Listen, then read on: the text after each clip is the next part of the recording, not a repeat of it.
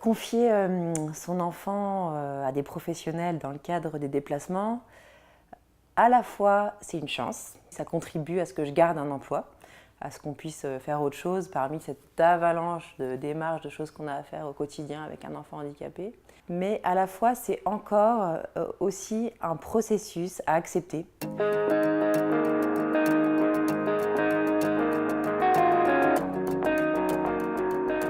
Amener son enfant à l'école, amener son enfant à un rendez-vous médical, c'est quand même notre job de parents.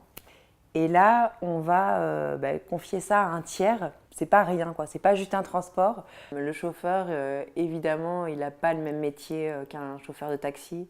Il n'a pas le même métier qu'un transporteur. Il n'a absolument pas un métier où il doit juste tenir le volant.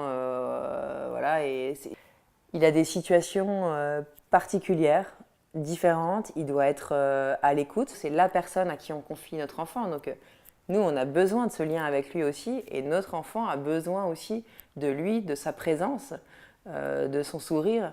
Donc, il a un vrai boulot d'aide à la personne. Les personnes qui s'occupent d'une personne vulnérable, d'un enfant handicapé, sont souvent confrontées à la question de la confiance. Il faut faire confiance. Et c'est une question qu'on traite beaucoup dans Easy, dans nos articles. Mais on a été assez surpris du fait que le transport sanitaire, c'était une crainte particulière.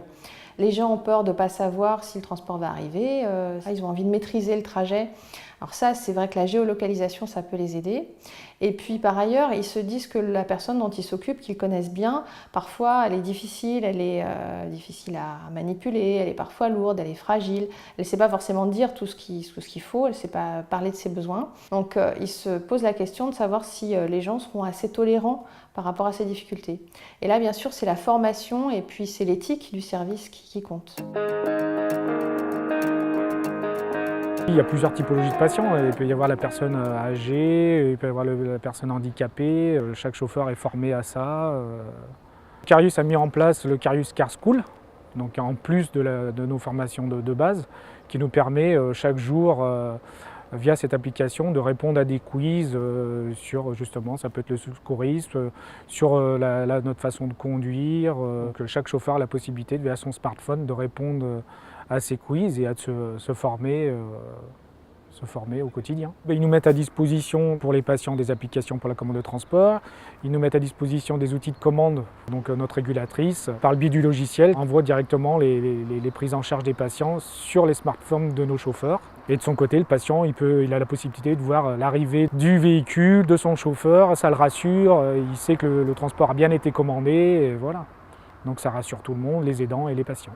Il peut y avoir des aléas pendant le trajet, oui, l'enfant qui va vomir, le patient qui va être un peu en détresse par rapport à ses soucis. On crée un lien, on n'est pas que des simples transporteurs.